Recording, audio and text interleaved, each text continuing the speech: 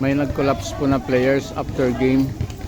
Kawawa naman, medyo kinakapos siya ng hininga.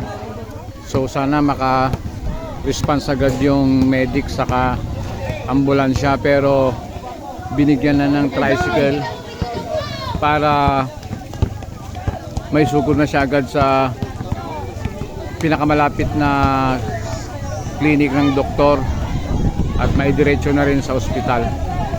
Sana maging okay siya.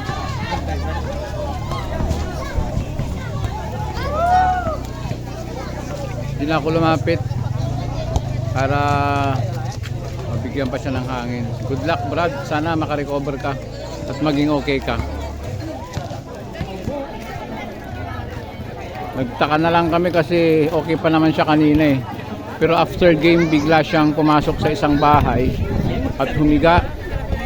Then iniinda niya yung hindi niya maayos na paghinga yung bahay na pinasukan niya kanina.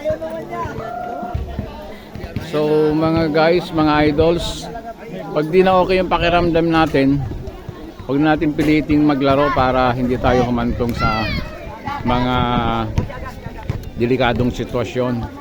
So yan po, dito sa Barangay Torre-Torre, pang second game namin dito, may last game pa kami. Ito nga medyo nadili ng konti dahil priority natin yung player na hindi makahinga at binigyan pansin para maisugod agad sa pinakamalapit na doktor o clinic. At sana ay maging okay si Idol na player. Okay, maraming salamat po sa inyong panonood. God bless us all. Merry Christmas and a Happy New Year to each and everyone, mga idols.